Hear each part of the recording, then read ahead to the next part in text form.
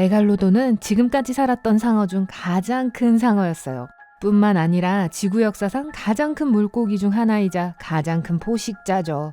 몸 길이가 무려 21m나 된다고 알려져 있어요. 지금까지 기록된 가장 큰 백상아리보다 3배 이상 긴 길이죠. 또 암컷은 수컷의 약 2배 크기인 것으로 밝혀졌어요. 메갈로돈은 이빨로 건드리지 않고도 작은 차를 삼킬 수 있었어요. 그때 차란 게 있었다면 말이죠. 이빨은 18cm 이상 자랄 수 있었죠. 좀 더 큰 보트가 필요할 것 같은데요. 그리고 이 상어가 배를 쉽게 갉아먹을 수 있으니 강철로 도금만 베면 가장 좋을 것 같네요. 이 물속의 공포는 살아있거나 멸종된 어느 동물보다도 가장 강한 치악력으로 배를 깔끔하게 두동강 낼 수 있어요. 이 맹렬하게 무는 힘은 4만 파운드까지 나갔죠. 그건 인간의 치악력의 약 10만 8천 배 정도이고 현대 악어가 무는 힘의 10배 정도예요. 씹는 힘이 너무 강해서 티라노가 문 상처를 틀니 빠진 저희 할머니가 문 것과 같은 힘으로 보이게 만들었죠. 사실 메갈로돈은 너무 크고 강력해서 천적이 없었어요. 이들은 대양을 가로지르며 자유롭게 헤엄치는 바다 무관의 제왕이었어요. 이 범세계적인 생명체는 미국에서부터 유럽, 호주와 일본까지 전 세계에서 발견되는데 그 당시 나라들이 있었다고 가정한다면 말이죠. 메갈로돈 화석은 남극 대륙을 제외한 모든 대륙에서 발견되었어요. 다들 남극 대륙은 건너뛰네요. 과학에 따르면 메갈로돈은 360만 년 전에 멸종되었다고 해요. 하지만 아직도 바다의 가장 깊은 곳에서 살고 있을 가능성이 있을까요? 여지껏 바다의 80%만이 탐사되었고 그 가장 깊은 지점인 마리아나 해구는 11km나 더 아래에 있어요. 그러니 해저 바닥에 뭐가 숨어 있을지 누가 알겠어요. 하지만 만약 가까스로 내려간다 해도 메갈로돈과 마주칠 가능성은 없어 보여요. 우리처럼 상어들은 따뜻한 해안 쪽 바다를 선호해요. 심해에서 사는 건 이 짐승들에게는 너무 추울 거고 음식도 부족할 거예요.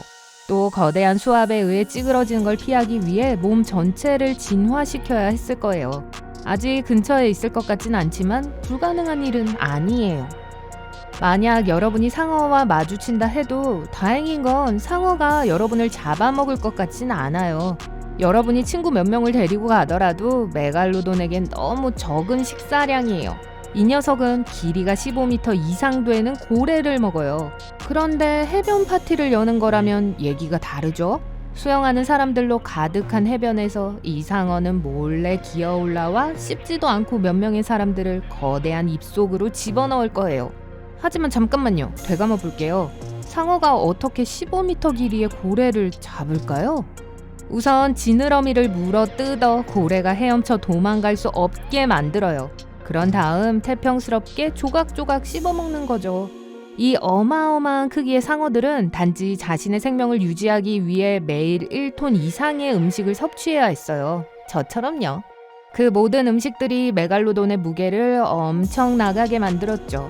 50톤에서 100톤까지 범위가 다양했어요. 이해를 돕자면 그건 다 큰 아프리카 코끼리 7마리에서 16마리와 비슷해요. 이 모든 음식을 집어넣기 위해 턱이 꽤 크게 벌어져야 했어요. 메갈로돈의 턱의 폭은 3m에 달해요. 성인 2명을 나란히 삼킬 수 있을 만큼 충분히 큰 크기죠. 무시무시한 메갈로돈의 이름은 2개의 그리스 단어에서 유래되었어요. 크다를 의미하는 메가와 이빨을 의미하는 오돈. 이 둘을 합치면 큰 이빨을 의미하고 확실히 그 이름값을 해요. 이빨 딱 하나가 사람의 머리와 같은 크기예요. 5개의 무시무시한 열에 걸쳐 총 276개의 거대한 이빨이 있었어요. 역사를 통틀어 오직 몇 마리의 검치호랑이와 티라노사우루스만이 일관되게 큰 이빨을 가지고 있었어요. 바로 저런 게 제가 보고 싶었던 대결이에요. 메갈로돈은 현대 고고학자들에 의해 발견된 거대한 이빨들만 남겨놓고 수백만 년 전에 사라졌어요. 말 그대로 흔적도 거의 없이 사라졌죠. 과학자들은 시간이 지나면서 해수면이 깊어졌고 바다의 온도가 빠르게 내려갔다고 믿고 있어요.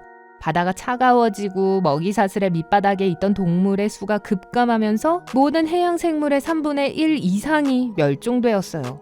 이게 꼭대기에 있는 굶주린 포식자들에게 심각한 영향을 끼쳤어요. 안타깝네 얘들아. 햇빛을 좋아하는 상어들에게도 물은 너무 차가워졌고 따뜻한 물에서 새끼를 낳았기 때문에 번식하기가 어려워졌죠. 메갈로돈은 보통 거대한 백상아리의 일종으로 묘사되지만 그건 근거 없는 사실이에요. 사실 오늘날의 백상아리의 조상들은 메갈로돈과 같은 시기에 존재했었어요. 하지만 둘은 그렇게 사이좋은 친구는 아니었는데 심지어 서로 경쟁하기도 했죠. 백상아리는 더 작은 크기와 민첩성으로 메갈로돈의 먹이를 빠르게 잡아챌 수 있는 더 나은 사냥꾼이었어요. 또한 자신들의 절반밖에 되지 않는 메갈로돈의 새끼를 먹은 것으로 알려져 있어요. 이런 것들이 멸종에 도움이 되지 않았죠. 심지어 어린 메갈로돈도 약 2m가 안 될 정도로 거대했어요. 하지만 어른 메갈로돈과 백상아리가 정면 대결에서는 대적이 안 되었지만 확실히 메갈로돈의 먹이를 훔치는 것은 두려워하지 않았어요. 그래서 더 큰 물고기와 고래들만이 메갈로돈의 먹이로 남게 되었는데 고래들이 더 시원한 새로운 바다로 헤엄쳐가면서 식량 공급이 고갈되기 시작했죠. 고래들은 우리의 친구 메갈로돈을 뒤에 남겨두고 더 추운 기온을 선호하게 적응했어요. 메갈로돈은 굶어 죽거나 빙하시대에 의해 얼어서 멸종되었어요. 메갈로돈은 백상아리보다는 현대의 황소상어에 더 가까워요. 짧은 코, 납작한 아래턱, 그리고 거대한 무게와 크기를 지탱해주는 거대한 가슴 지느러미를 가지고 있죠. 무서워 보이기는 하나 사실 이 상어들은 배려심 넘치는 가정적인 녀석들이었어요. 플로리다, 메릴랜드, 파나마에서 몇몇 메갈로돈 보육원이 발견되었어요. 메갈로돈은 얕은 물에서 새끼를 낳았어요. 이 지역에서 작은 메갈로돈 이빨을 많이 발견함으로써 우린 이 사실을 알 수 있었어요. 보모도 있었는지 궁금하네요. 그런데 우리가 분석할 메갈로돈 이빨이 왜 그렇게나 많은 건가요? 메갈로돈의 지저분하고 공격적인 식습관 때문에 이 상어들은 정기적으로 이빨을 잃었어요. 1주에서 2주마다 치아 한 세트를 잃었죠. 평생 동안 4만 개의 이빨인 거예요. 이빨 요정한테서 돈을 엄청 긁어모았을 것 같네요. 이것 때문에 이빨들이 끊임없이 바다 바닥으로 비처럼 내렸죠.